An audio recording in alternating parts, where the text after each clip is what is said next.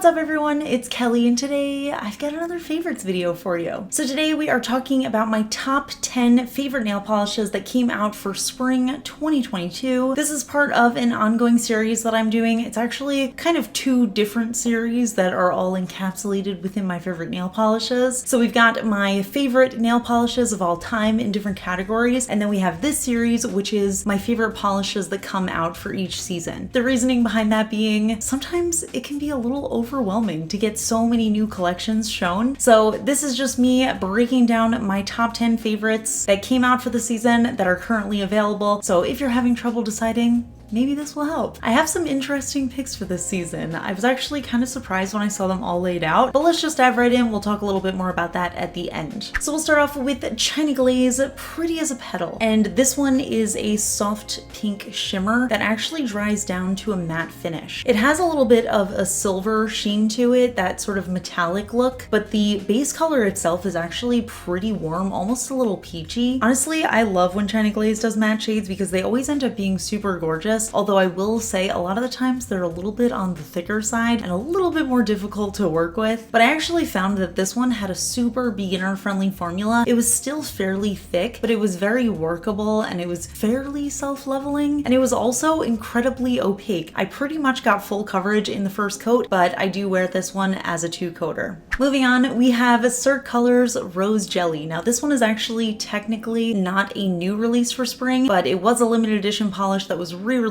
for spring 2022. And this one is a jelly nail polish. It has this really soft, dusty rose finish. It's a really great your nails but better color. The first coat is super sheer, but it really brightens up the nail if you just want to wear it in that one coat. But the second coat gives such a nice milky coverage. It actually reminds me a lot of Polygel. I just feel like it's a perfect neutral manicure on its own, but it would also be really pretty as a base for a French manicure. And also, of course, very good for jelly sandwiches, which is something I've been very into lately. I feel like already this list is pretty surprising, but we've got yet another pink. This is ILNP Penelope. So this one is a peachy pink cream shade that actually has little golden flecks running throughout. I feel like this color is just the perfect marriage between a very subtle neutral base color and those elegant, vibrant gold flecks. It just really makes the polish feel like a very special occasion polish, but it's also neutral enough that you could just wear it, and I think it's very office appropriate. It just adds like a little touch of sparkle to your nails. And this is also the kind of pastel shade that I can see myself wearing any time of year, just because it's so close to being like a nude / neutral kind of color. So I think it really works for any time, but it feels like a very good spring color as well. Next up we have another neutral shade. This is OPI Quest for Quartz. So this one's actually sort of a pinky beige taupe color. I want to say it's almost like a dusty rose kind of shade, but it's a little more gray than that. And it actually has these little silvery flecks running throughout. Again, very much enjoying the little flecks in nail polish lately. I feel like it's just a little bit more elegant than the regular hexagon glitters, and I also like the very slight irregularity of it. But this one has really incredible coverage. It's almost a 1-coater. I do wear 2 coats to get full coverage, but I was just really impressed with that. I thought from the bottle that this was going to be a pretty sheer polish, but I just really love the coverage. I really love the formula. Very easy to work with, and also just a beautiful any time of year color as well. Next up, we have a polish from KB Shimmer. This one is called Self-Reflection. So we've been pretty neutral so far with the polishes, but I would say this is very much a statement nail polish. It's sort of this champagne silver base that has this very intense duochrome shimmer that shifts from yellowish gold into like an orangey pink color. And then in addition to that, we also have silver flash reactive sparkle running throughout. So it's very intense under direct lighting or in the sunlight, but I feel like even in low lighting, it just has this sort of lit from within look because of that duochrome shimmer. There's just something very special about it. The formula is incredibly opaque. It actually covered up my visible nail line fully in the first coat. I just feel like that's a very impressive coverage. Honestly, I could wear this as a one coater. Just a shade that's really beautiful in any lighting. Like I said, even in the low lighting, you sort of get that like lit from within ember kind of look, and I really love that. Next up, we have a polish from China Glaze. This one is called Bloomphoria. So this one is a sheer lavender base that has a really intense duochrome shimmer in it that shifts from pink to green. And I feel like my camera does not do this color justice. It is so much prettier in real life. It has this sort of pearlescent vibe to it, and even though the color itself is very intense, it has that sort of sheer milky quality that feels to me very springy, and you can still see that visible nail line. I know not everybody loves that, but personally I am a huge fan, especially during this time of year. Although I will say this one I do prefer in 3 coats. I think it looks good in 2, but the color just shows so much better in 3, so I have been wearing it as a 3 coater. Next up, we have another OPI. This one is You Had Me at Halo. So this one is a sort of periwinkle base color, and then we have these iridescent flaky shimmers running throughout, and it's super packed in. It's actually kind of funny that this one made it to my favorites list, because when I first swatched it, I wasn't a huge fan of the fact that it was a 3 coater. I feel like I could get away with wearing it in 2 coats, but I don't love 3 coaters for the OPI price point. But I have to say, after wearing it a couple of times, I really found myself falling in love with it anyway. So I do think that it's worth the 3 coats. And I also just love this color so much. I feel like it's just the perfect amount of vibrant and subtle, and that iridescence just adds such a nice sparkle to it. It kind of catches the light, and it looks like there's different color glitters in that, and I just love it. Next up, we have Orly Blue Iris. This is actually the only cream finish that made it to my top 10 list, which I feel like is kind of crazy, because that is a finish that I always find myself going back to. But this one is a really beautiful pastel blue cream shade. Almost has this periwinkle undertone to it, just like a hint of purple, but it's still definitely distinctly blue. There's something about this color that just feels a little bit more saturated than most pastel blues. As you guys probably know, I tend to not love the pastel cream shades, but I feel like Orly did a really incredible job with this whole collection, just making them slightly more vivid and saturated than the average pastel color. So I really found myself enjoying those a lot. It's also super opaque, very self-leveling formula. I've been wearing it in 2 coats, and it's just perfect coverage. Next up, we have Cirque Jade Jelly. So this one is actually the other re-release for spring 2022. Again, technically not a new polish, but if you missed out on it the first time, I highly recommend grabbing it. As you could probably guess from the name, it is a really beautiful jade jelly polish, and I just love what Cirque is doing with these jellies, but I feel like this one and the rose jelly in particular feel very special because they have this sort of milkiness to them. It feels very on trend for the type of styles we've been seeing lately, this sort of like resurgence of the 90s vibes, and this polish really encapsulates that feeling to me. I also love that it's a green, but it's very soft and subtle, because I feel like overall green polish tends to be a little bit louder on the nails, and I know not everybody's into like very loud green on their nails, so I think this is like a really great way to ease yourself into green nail polish. And last but definitely not least, we have ILNP Sundress. This one is a really pale yellow cream base that has a blue metallic flaky running throughout, and there's actually a ton of flakies packed into this polish, and yet the polish itself feels very nice and subtle. It just gives off this kind of bird's egg vibe, and again, I just really love that contrast between having a very pale, soft base color and having a very intense, sparkly, flaky running throughout. It feels like a great spring color, it feels like a great Easter color. I just love speckled nail polishes in general, and ILNP always nails them. So this is another one that is a 3 coater on me, but I always mention this, yellow nail polish tends to be the most sheer on me, so I don't mind doing 3 coaters for polishes like this at all. So those are my top 10 favorite polishes that came out for spring 2022, and I have to say I am very surprised at my color palette this time around. I definitely wasn't expecting it. I feel like I'm always saying I don't love the typical spring color palette with the neutral colors and the dusty pastel kind of colors. I feel like they're gonna just write on my tombstone, didn't really like typical spring colors, because I think I say it in every video, especially around this time of year. And yet here we are with these polishes that feel very typically spring, and I found myself enjoying them a lot. I think what it is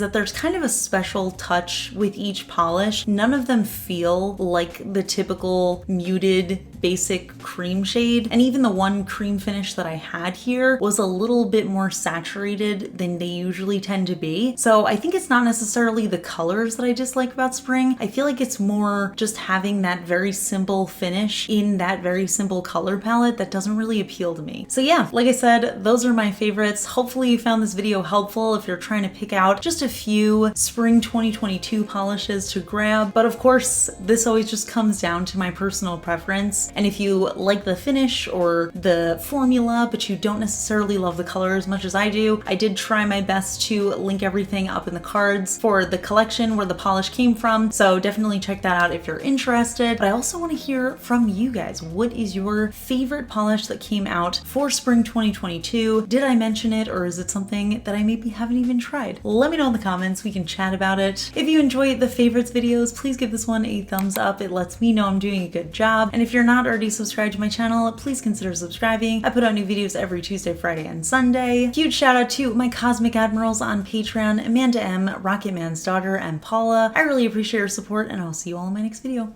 Bye. Today's fun fact question comes from Patreon supporter Bake Up Little Susie, and Bake Up Little Susie wants to know, is there a popular nail trend that you've refused to try? Why are you holding out? I feel like this one requires a little bit of thought because as far as I'm aware, there isn't any trends that I specifically have avoided. I mean, I haven't done any of like the crazy, like I've seen like on TikTok, people will do nail art with food, like fruit and vegetables and stuff like that. Definitely haven't done any of that. Okay, well, one thing that I haven't done upon Googling is I haven't done any like weird shapes with my nails. I definitely have seen a lot of that where people will do like I've seen like the duck nails where they kind of like spread out a little bit. The lipstick shape, which I feel like that one could be fine, but I feel like any nail shape that would hinder my everyday lifestyle, I would never do. So I think that would be a huge no for me, doing any sort of nail trend that involves strange nail shapes, especially considering I wear contact lenses, and I know you're not supposed to, but I do take my lenses out with my nails, not